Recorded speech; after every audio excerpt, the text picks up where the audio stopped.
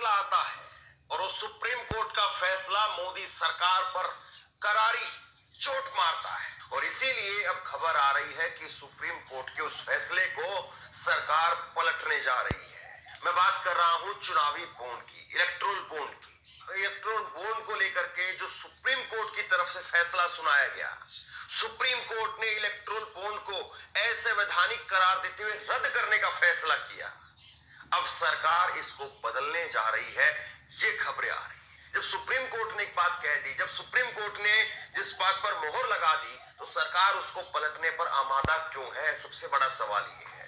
कौन से औद्योगिक घराने, कौन से बड़े बड़े धन्ना सेठ वो सरकार को या किसी पार्टी को पैसा दे रहे हैं?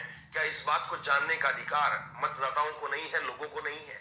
और अगर ये पता लोगों को चल जाता है तो इससे दिक्कत क्या है?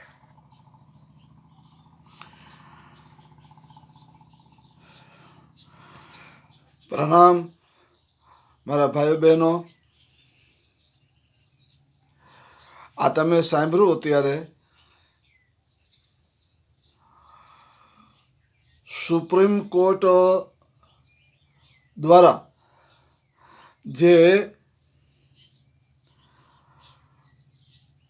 ઇલેક્ટ્રોનિક બોન્ડ હતા તેની ઉપર રોક લગાવી દીધી સુપ્રીમ કોર્ટે કે આ તમારું પાપ નહીં ચાલે, ભાજપનું પાપ અમે ચાલવા નહીં દઈએ એમ કરીને સુપ્રીમ કોર્ટે ઇલેક્ટ્રોનિક બોન્ડ ઉપર પોતે રોક મારી દીધી, બ્રેક મારી દીધી કે જેસે થે તેસી પરિસ્થિતિ બનાવી રાખો, બસ આ તમારું બોન્ડ નહીં ચાલે, આ પાપ તમારું નહીં અમે ચાલવા દઈએ।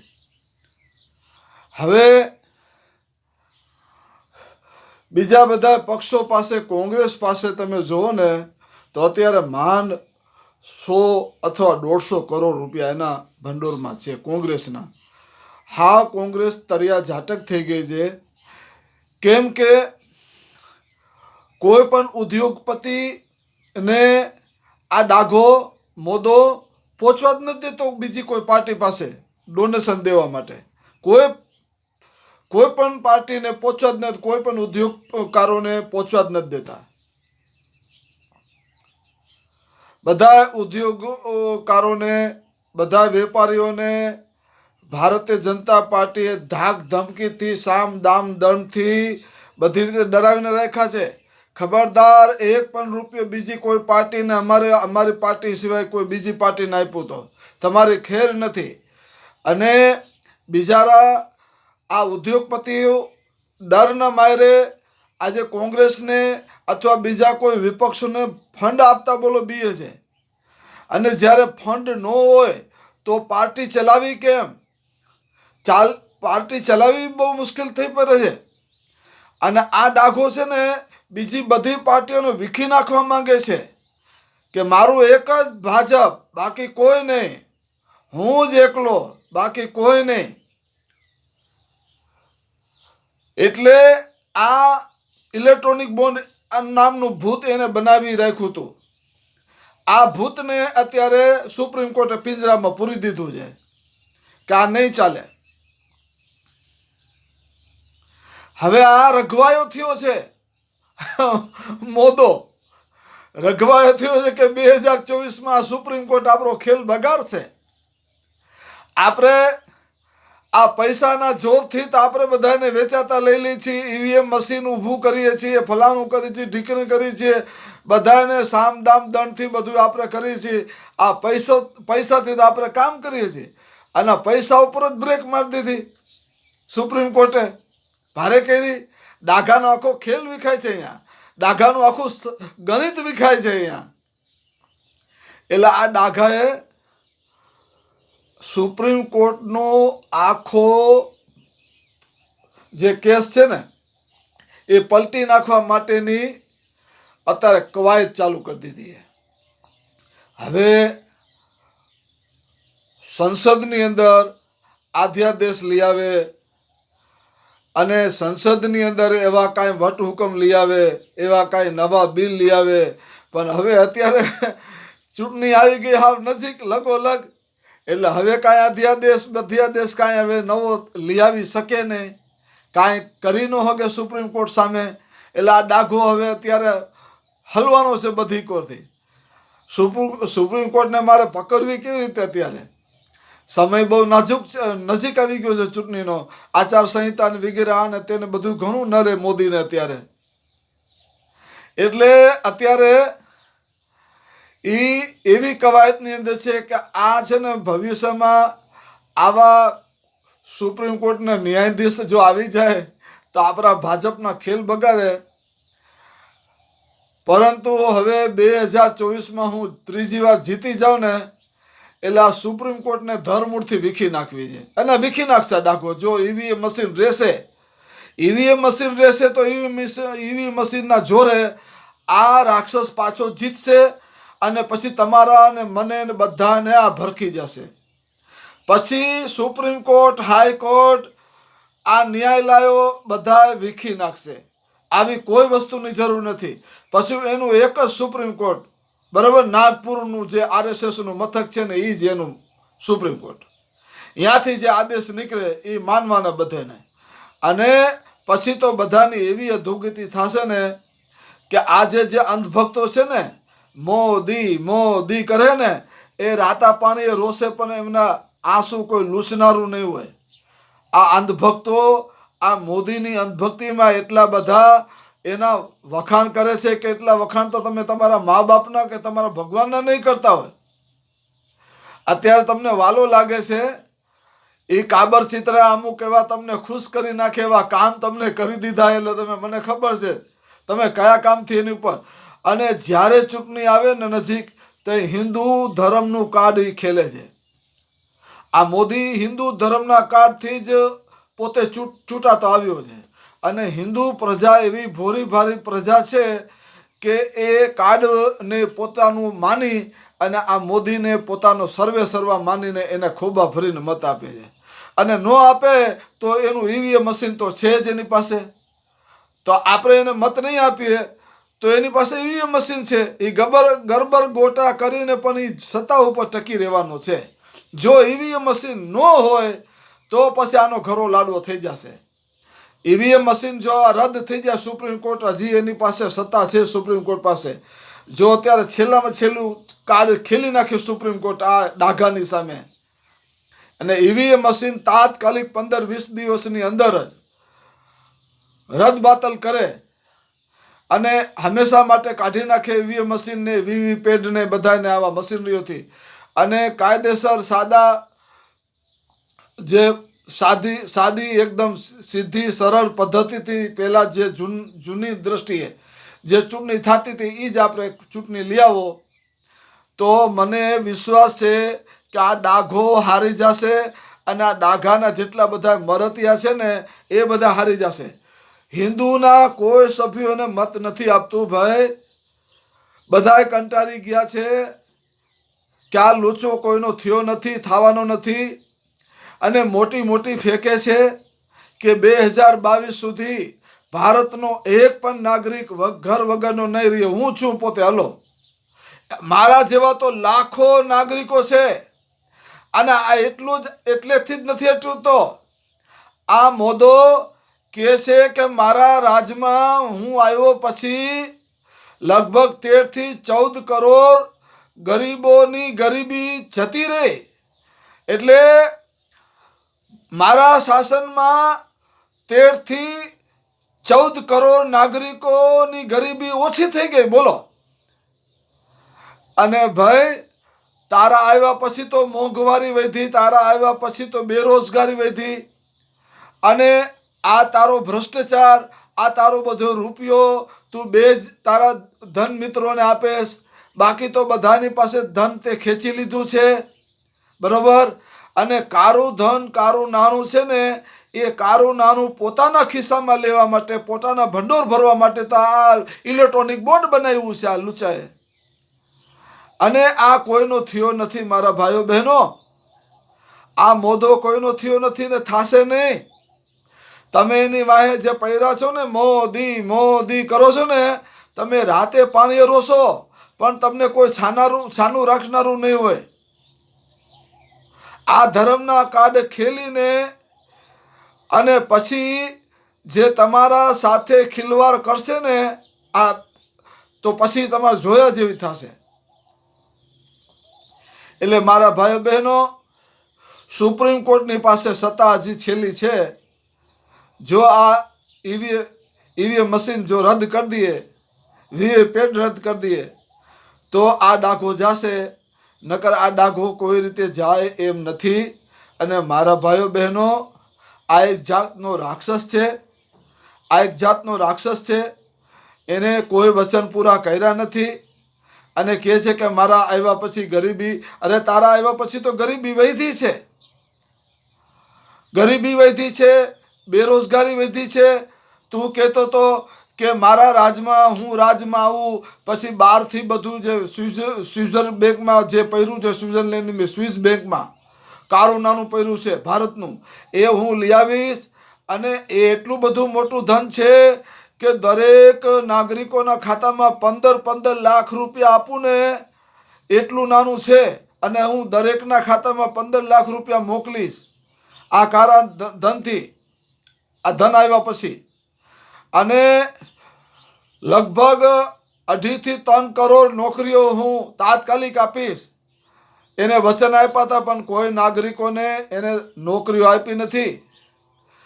અને બેરોજગારી એટલી બધી વધી ગઈ છે અને ખાસ કરીને શિક્ષિત યુવાનોમાં એટલી બધી નિરાશા વ્યાપી ગઈ છે મારા ભાઈઓ બહેનો કે છોકરા છોકરીઓ ભણેલા ડિગ્રીધારીઓ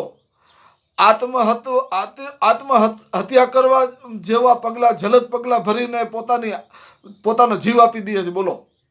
અને અમુક તો શિક્ષિત છોકરા છોકરીઓ ન કરવાના કામ કરી બેસે છે, અવરા રસ્તે જાય છે. આ મોદી એનો જવાબદાર છે.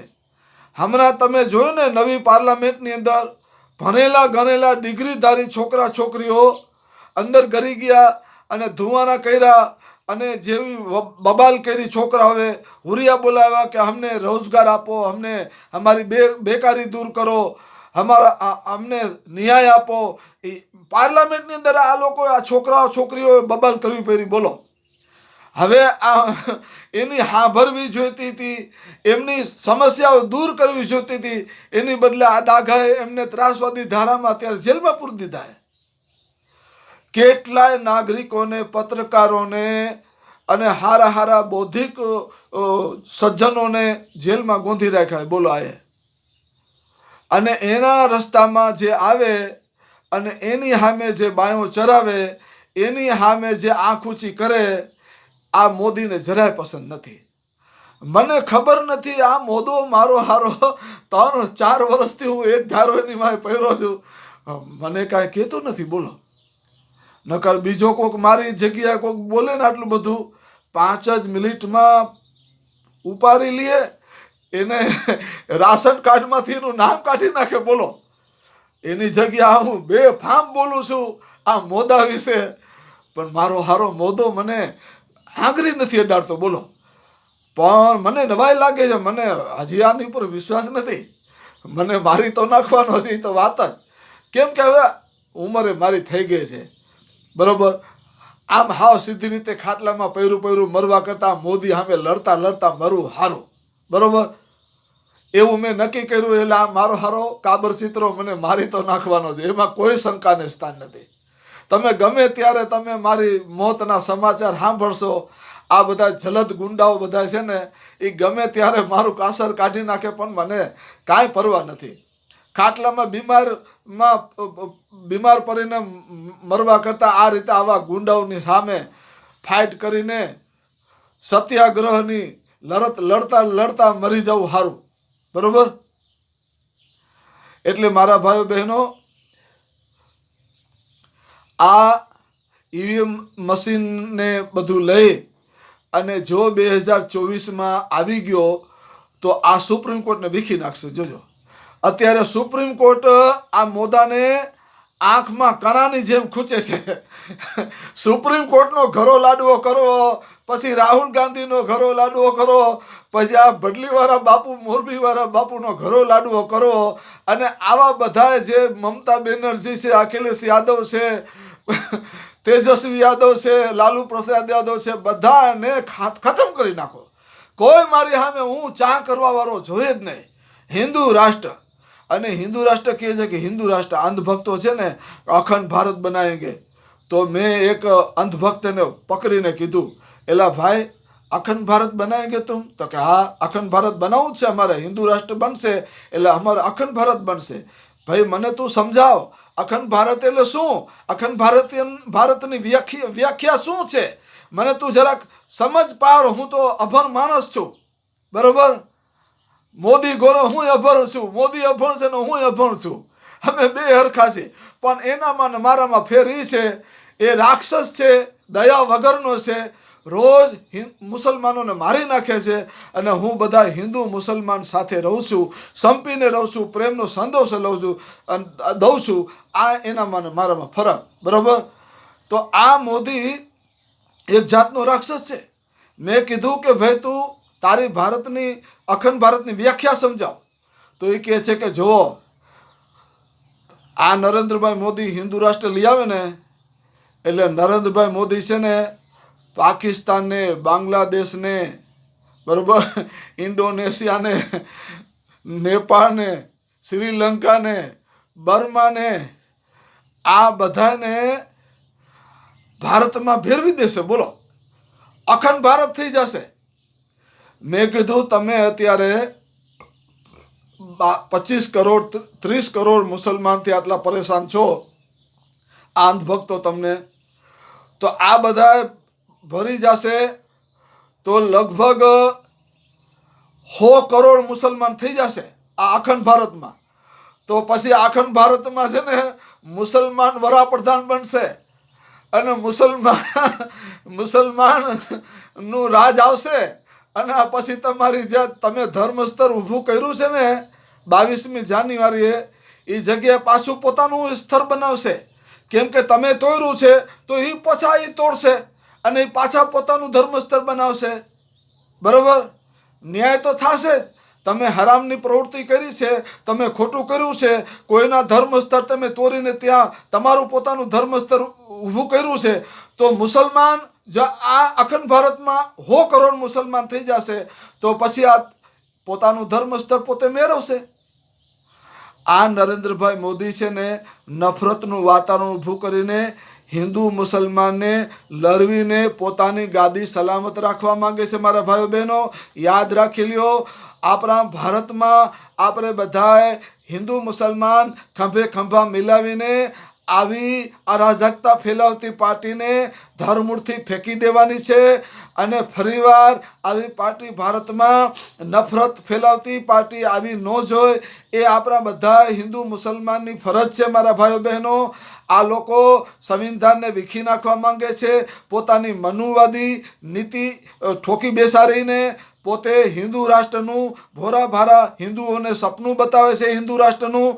પણ હિન્દુ રાષ્ટ્ર એ ભાજપને ખબર છે કોઈ દી ન થાય. હિન્દુ રાષ્ટ્ર બને જ નહીં, કોઈ શક્યતા જ નથી હિન્દુ રાષ્ટ્ર બનવાની. પણ આ ભોરા ભારા આ હિન્દુ લોકોને એવું સપનું બતાવે છે કે આ હિન્દુ રાષ્ટ્ર બની શકે, બરોબર? જેમ આ 22 તારીખે અમે કામ કર્યું 22મી જાન્યુઆરી, એવી રીતે અમે હિન્દુ રાષ્ટ્ર કરી શકીએ છીએ. પણ હિન્દુ રાષ્ટ્ર ન કરે, હિન્દુ રાષ્ટ્ર કરવા જાય ને તો ભારતના ત્રણ કટકા થાય. તો પછી શીખ લોકો કહે કે જો તમારું હિન્દુ રાષ્ટ્ર થયું તો અમને ખાલિસ્તાન રાષ્ટ્ર બનાવવા દો. તો મુસલમાન કહેશે અમને અલગ રાજ્ય આપો, અમારે મુસ્લિમ રાજ્ય બનાવવું છે, બરાબર? તો 7-8 રાજ્ય આ ખાલિસ્તાની લોકો લઈ જાય, 7-8 રાજ્યો મુસલમાન લોકો રહી જાય. તો હવે તમારી પાસે શું રહ્યું? આ ભાંગવાની પ્રવૃત્તિ કરે છે RSS વાળા. આ નરેન્દ્રભાઈ મોદી છે ને ભારતને તોડી નાખવાની પ્રવૃત્તિ કરે છે. અને અંગ્રેજો આવ્યા હતા, અંગ્રેજો ગયા ને, એ જાતા પણ અંગ્રેજો આ લોકો પાસે આ કામ કરાવતા ગયા. ત્યાં પાકિસ્તાન બન્યું, બરોબર, અને બાંગ્લાદેશ બન્યું. આ બધી મારા ભાઈઓ બહેનો અંગ્રેજની આ નીતિ રીતિની કારણે આપણા ભારતના કટકા થતા ગયા. અને જો હજી આ અંગ્રેજના રસ્તા ઉપર ચાલનારા આ કારા અંગ્રેજો જો આવી જ રીતે નફરતનું વાતાવરણ ફેલાવતા રહેશે મારા ભાઈ બહેનો, તો આપણા ભારત દેશને તોડવામાં તો તૂટતા કોઈ બચાવી શકશે નહીં. હવે આપણે બધા હિન્દુ મુસલમાને એક થઈને આવી નફરત ફેલાવતી પાર્ટીઓને ધરમૂળથી ઉખેરી ફેંકીને આપણા ભારતને બચાવવાનું છે, આપણા ભારતના સંવિધાનને બચાવવાનું છે, આપણા ભારતની રાષ્ટ્રીય કોમી એકતાને બચાવવાની છે, આપણા ભારતની મિલિટરીને બચાવવાની છે, આપણા ભારતના પોલીસ તંત્રને બચાવવાનું છે, આપણા ભારતની ઈડી અને સીબીઆઈનો જે ગેરઉપયોગ થાય છે, પોલીસ પ્રશાસનનો ગેરઉપયોગ થાય છે, એ ગેરઉપયોગ થતા બચાવવાની છે દરેક સરકારી સંસ્થાઓને. આ બધી આપણી નાગરિકોની ફરજ છે મારા ભાઈ બહેનો. 2024માં આવા ખતરનાક જલદ નફરત ફેલાવતા તાનાશાને ધરમૂળથી ફેંકી દો મારા ભાઈઓ બહેનો, એવી હું નમ્ર અપીલ કરું છું. હું ગુજરાત જનતા સમર્થન પાર્ટીનો પ્રેસિડેન્ટ ગુલામ હુસૈન ઉમરભાઈ બલોચ મકરાણી. જય હિન્દ, જય ભારત.